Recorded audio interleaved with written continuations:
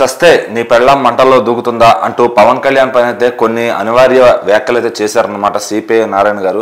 ఆయనకి ఇదేం కొత్త కాదు. సో మరి ఏ సందర్భంలో చేశారు, ఎందుకు చేశారు అంటే సిపిఐ నారాయణ అంటే అందరికీ తెలిసిన వ్యక్తే. సో మరి ఆయన ఎప్పుడు కూడా కూటమి ప్రభుత్వం మీద వెరుచకు పడుతూనే ఉంటాడు. అది కూడా మనం మాటల్ని తీసుకోలేని విధంగా మాట్లాడుతూ ఉంటారు. అండ్ ముఖ్యంగా ఇప్పుడు మాట్లాడుతున్నప్పుడు ఆయన మాత్రం అంటే ఇది ఆంధ్రప్రదేశ్ లో ఒక వేదికగా అంటే మహాసభలు చేసుకున్నారనమాట సిపిఐ పార్టీకి సంబంధించి.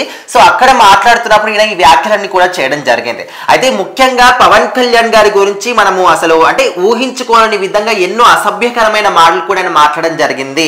వాళ్ళ భార్య దగ్గరికి వెళ్ళి కూడా కనీసం అంటే ఆడపిల్ల అంటే కొంచెం రెస్పెక్ట్ ఇస్తూ ఉంటాం, కానీ నా ఆడపిల్ల పవన్ కళ్యాణ్ గారి భార్య అని కూడా చూడకుండా కొన్ని మనము అంటే మాటల్లో కూడా చెప్పుకొని మనం చాలా మటుకు ఇలాంటి మాటలు వైసీపీ ప్రభుత్వంలో చూస్తూ ఉంటాం. కానీ ఇక్కడ ఈయన కూడా ఇప్పుడు మాట్లాడడం జరుగుతుంది. సో ఇక్కడ మాట్లాడినప్పుడు అసలు పవన్ కళ్యాణ్ సనాతన ధర్మం అంటూ చెప్పి ఎప్పుడు కూడా మాట్లాడుతూ ఉంటాడు కదా. అసలు సనాతన ధర్మం అంటే ఏంటో మీకు తెలుసా? అంటే సనాతన ధర్మంలో 3 భార్యలను చేసుకోవాలని రాసి ఉందా? 2 భార్యలకు విడాకులు ఇచ్చి ఇంకొక భార్యతో ఉన్నారు అని చెప్పేసి అది కూడా సనాతన ధర్మంలో ఉందా? అండ్ నువ్వు చనిపోయినప్పుడు నీ భార్య నీతో పాటు తగలబడుతుందా? సనాతన ధర్మం అంటే అది కూడా ఉంటుంది. మరి తగలబడుతుందో చూసుకో, దాంట్లో నువ్వు చనిపోయినప్పుడు నీ భార్యను కూడా వెంట నీ చేయబట్టుకొని వస్తుందా, ఇంట తీసుకెళ్ళు. సో ఇట్లాంటి వ్యాఖ్యలు కూడా ఆయన మాట్లాడడం జరిగింది. అసలు సనాతన ధర్మం అంటూ తిరిగి ఒక సన్నాసి అని చెప్పేసి అసలు నువ్వు మనిషివేనా, మనిషికి ఉండాల్సిన లక్షణాలు నీకు లేవు, ఇట్లా రకరకాలుగా ఎన్నో అసభ్యకరమైన పదజాలం యూజ్ చేసి పవన్ కళ్యాణ్ గారిని వేలెత్తి చూపించడం జరిగింది సిపిఐ నారాయణ గారు. సో ఇప్పుడు మాత్రం పవన్ కళ్యాణ్ గారి ఫ్యాన్స్ అందరు కూడా ఆయన మీద చాలా మటుకు మండిపడుతూ ఉన్నారు.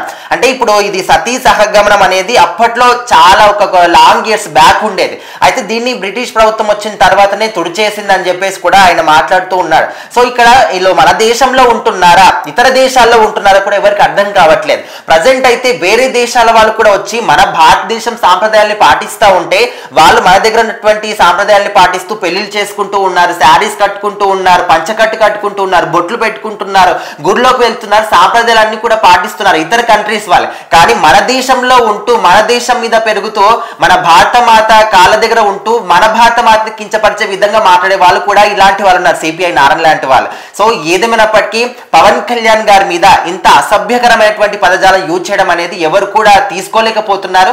సో ఖచ్చితంగా పవన్ కళ్యాణ్ గారి ఫ్యాన్స్ అందరూ కూడా ఈయన మీద చాలా సీరియస్ అవుతూ ఉన్నారు. మరి ఈయన దాన్ని అంటే వాళ్ళందరి యొక్క సీరియస్నెస్ ని ఈయన ఏ విధంగా తట్టుకుంటాడో చూడాలి.